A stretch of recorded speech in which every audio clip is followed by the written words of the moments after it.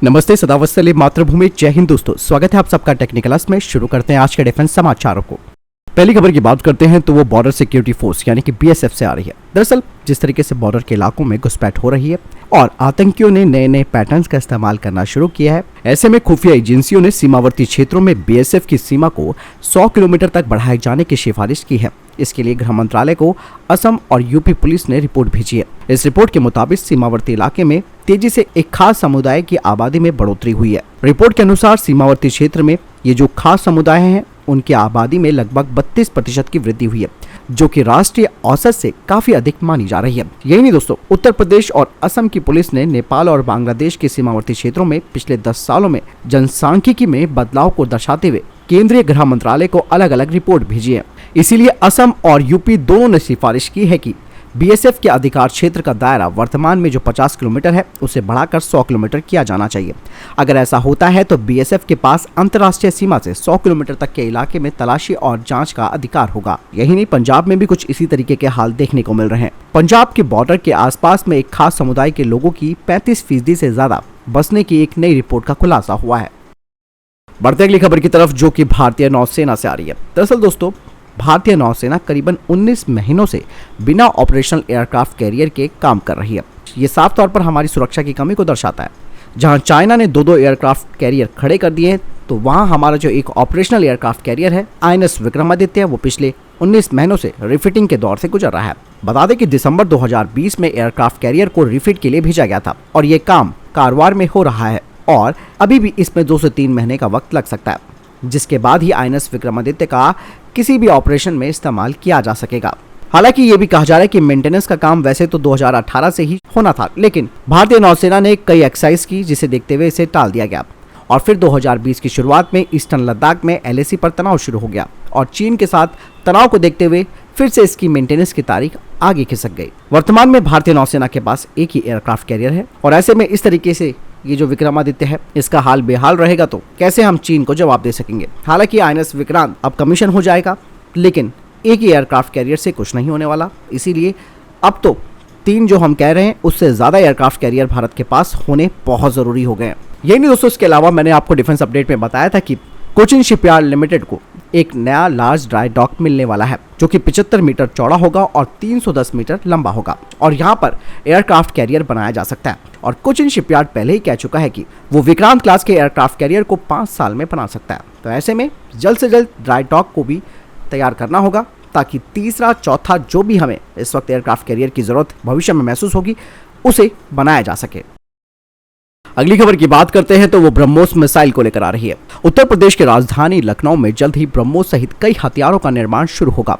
इसके अलावा ये भी कहा जा रहा है कि ब्रह्मोस यूनिट यूपी में डिफेंस कॉरिडोर प्रोजेक्ट का केंद्र बिंदु होगी और अक्टूबर में इस मेगा यूनिट पर काम शुरू हो जाएगा। भारत इस यूनिट में अपनी अगली पीढ़ी के ब्रह्मोस मिसाइल यानी कि ब्रह्मोस NG का निर्माण करेगा और भारत का DRDO और रशियन NPO के जॉइंट वेंचर के रूप में ब्रह्मोस एरोस्पेस के द्वारा इस परियोजना के लिए 3000 करोड़ रुपए का निवेश किया गया है। पहले चरण में 1500 करोड़ रुपए का निवेश होगा और अगले 3 सालों में यहां पर 100 से अधिक ब्रह्मोस मिसाइलों का निर्माण किया जाएगा। दोस्तों अगली खबर की बात करते हैं तो तेजस मार्क 2 फाइटर जेट को लेकर आ रही है।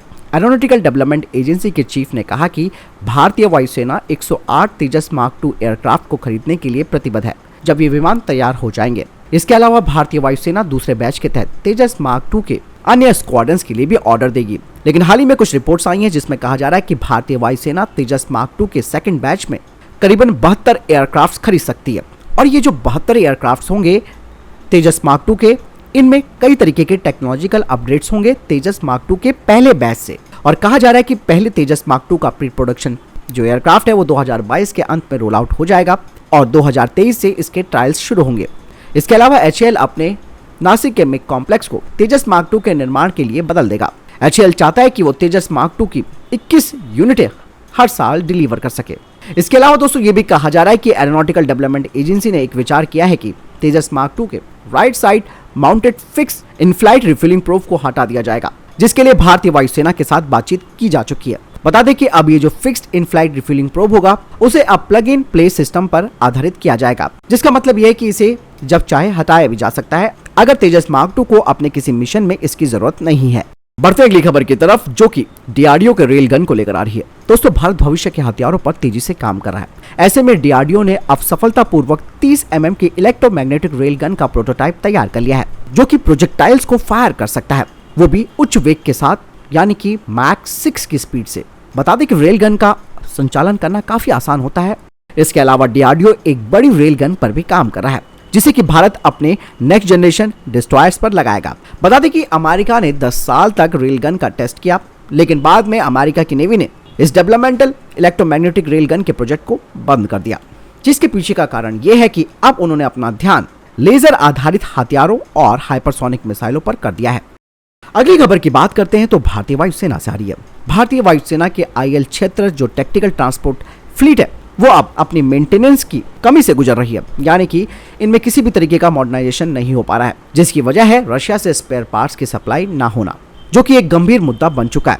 आपको बता दें कि भारत लगातार C-17 एयरक्राफ्ट का इस्तेमाल कर रहा है नॉन मिलिट्री कार्गो के लिए, जिसकी वजह से एक हायर कॉस्ट यानी कि उच्च लागत पर इनका इस्तेमाल किया जा रहा है। और अगर इस तरीके से नॉन मिलिट्री रूप में इनका इस्तेमाल होता रहेगा तो इस एयरक्राफ्ट के एयर माइल्स पर प्रभाव पड़ेगा। साथ ही साथ इस स्ट्रेटेजिक एयरक्राफ्ट का जो एयरफ्रेम भी है उसकी लाइफ भी कम हो जाएगी। वहीं अब भारतीय वायुसेना HAL के द्वारा दिए गए प्रपोजल पर विचार कर रही है, जिसके तहत पुराने एयर इंडिया बोइंग 747 एयरक्राफ्ट का इस्तेमाल हैवी लिफ्टिंग कार्गो के लिए किया जाएगा। बता दें कि 4 पुराने बोइंग 747 30 साल की सेवा के बाद डिकमीशन हो चुके हैं। ऐसे में अभी भी उनकी एयरफ्रेम लाइफ बची है और उन्हें कार्गो एयरक्राफ्ट के तौर पर बदला जा सकता है। अगली खबर भारतीय नौसेना से आ रही है। दरअसल दोस्तों, भारतीय नौसेना की जो डायरेक्टरेट ऑफ नेवल डिजाइन है, जो कि वॉरशिप और सबमरीन्स का डिजाइन और डेवलपमेंट करती है, अब उसका नाम बदलकर वॉरशिप डिजाइन ब्यूरो कर दिया गया है और ये भारतीय नौसेना से अब स्वतंत्र होगी। हालांकि दोस्तों, ये भारतीय नौसेना के साथ मिलकर तो काम करेगी, और यही नहीं, ये जो वॉरशिप डिजाइन ब्यूरो है उसे रक्षा मंत्रालय की तरफ से अलग से फंड भी दिया जाएगा और वे सीधा रक्षा मंत्रालय को ही रिपोर्ट करेंगे। इस तरीके से सेपरेट होने से वॉरशिप डिजाइन ब्यूरो को ज्यादा मैन पावर भी मिलेगी और अतिरिक्त फंडिंग भी मिलेगी, ताकि भारत की निर्भरता सबमरीन और वॉरशिप के डिजाइन और डेवलपमेंट में कम से कम हो सके। बढ़ते अगली खबर की तरफ, जो कि मालदीव को लेकर आ रही है। भारत लगातार मालदीव के साथ अपने रक्षा सहयोगों को बढ़ा रहा है। ऐसे में भारत ने मालदीव के राष्ट्रीय रक्षा बल के समुद्री तंत्र को मजबूत करने के लिए दूसरे लैंडिंग असॉल्ट क्राफ्ट और पहले दिए गए CGS हुर्वी के लिए एक रिप्लेसमेंट जहाज की आपूर्ति की घोषणा की है। इसके अलावा भारत ने 24 यूटिलिटी व्हीकल्स को उपहार में देने की भी घोषणा की है मालदीव को। इसके अलावा रक्षा परियोजनाओं की अधिकता के लिए $50 मिलियन की लाइन ऑफ क्रेडिट की सुविधा की जो अनुदान सहायता है उसे भी मंजूरी दे दी है। अगली खबर की बात करते हैं तो विदेश मंत्री एस जयशंकर जी को लेकर आ रही है। विदेश मंत्री डॉक्टर एस जयशंकर जी ने कंबोडिया की राजधानी नोमपेन में अमेरिका के विदेश मंत्री एंटनी ब्लिंकन के साथ मुलाकात की। डॉक्टर जयशंकर ने ट्वीट करते हुए कहा कि आसियान देशों की मंत्रियों की बैठक से इतर दोनों नेताओं ने भारत अमेरिकी संबंधों को मजबूत करने और वैश्विक स्थिति पर विचार विमर्श किया। इसके अलावा डॉक्टर एस जयशंकर ने ऑस्ट्रेलिया के विदेश मंत्री के साथ भी मुलाकात की और वैश्विक मुद्दों पर चर्चा की। अगली खबर की बात करते हैं तो वो अमेरिका से आ रही है। अमेरिका की सीनेट ने फिनलैंड और स्वीडन के नाटो में शामिल होने के प्रस्ताव को मंजूरी दे दी है। हालांकि इससे रूस काफी चिढ़ा हुआ है। इन दोनों ही देशों के नाटो में शामिल होने संबंधी प्रस्ताव के अनुमोदन के लिए 2/3 बहुमत की जरूरत थी। प्रस्ताव को 95 सांसदों का समर्थन मिला। अमेरिका के राष्ट्रपति जो बाइडेन ने एक वक्तव्य में कहा कि इस ऐतिहासिक प्रस्ताव का पारित होना नेटो के प्रति अमेरिका की निरंतर प्रतिबद्धता का संकेत है। जो बाइडेन ने आगे कहा कि यह सुनिश्चित भी किया जाएगा कि नेटो गठबंधन आज और कल की चुनौतियों से निपटने के लिए तैयार हो। अगली खबर चाइना से आ रही है। दरअसल चीन ने नैन्सी पॉलिसी की ताइवान यात्रा से पैदा हुए तनाव की रिपोर्टिंग को लेकर भारतीय मीडिया पर निशाना साधा है। दिल्ली में मौजूद चीनी दूतावास के प्रवक्ता ने कहा कि दुनिया में सिर्फ एक चीन है और ताइवान उसी चीन का अभिन्न हिस्सा है और आशा है कि भारतीय मीडिया ताइवान से संबंधित रिपोर्टों में जिम्मेदार रवैया अपनाए। दोस्तों, ये वही चीन है जो भारत के अरुणाचल प्रदेश और लद्दाख पर अपना दावा करता है, तब उसे किसी देश की संप्रभुता का उल्लंघन नजर नहीं आता। अब संयुक्त राष्ट्र के बयान का हवाला देकर चीन पूरी दुनिया से एक चीन सिद्धांत का पालन करने की अपील कर रहा है। यानी कि दोस्तों, चाइना वन चाइना पॉलिसी के लिए कितना किलस रहा है, किस तरीके से भारतीय मीडिया ने धज्जियां उड़ा दी। लेकिन भारत की संप्रभुता को तो चीन मानता ही नहीं है। अक्साई चीन को लेकर वहां बैठा हुआ है, इधर अरुणाचल को दक्षिणी तिब्बत का हिस्सा बताकर उसे अपना हिस्सा मानता है। तो ऐसे में कोई दो राय नहीं है, भारतीय मीडिया ने जो किया और जो बड़ा चढ़ा कर भी किया बहुत अच्छा किया। वो चीन के मुंह पे एक तमाचा जड़ा है और कस के जड़ा है।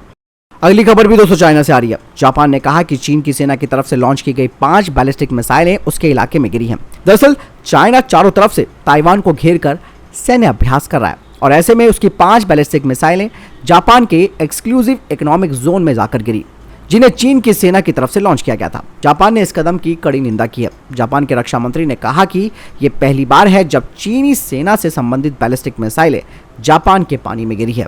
इसके अलावा उन्होंने कहा कि यह एक गंभीर मुद्दा है जिसने हमारे देश की और हमारे लोगों की सुरक्षा के लिए चिंता पैदा कर दी है। बता दें कि एक्सक्लूसिव इकोनॉमिक जोन जापान के क्षेत्रीय जल की सीमा से परे समुद्र तट से 200 समुद्र मील तक फैला हुआ है और चीन ने जो 9 मिसाइलें दागी थी, जिनमें से 5 जापान के क्षेत्र में गिरी हैं।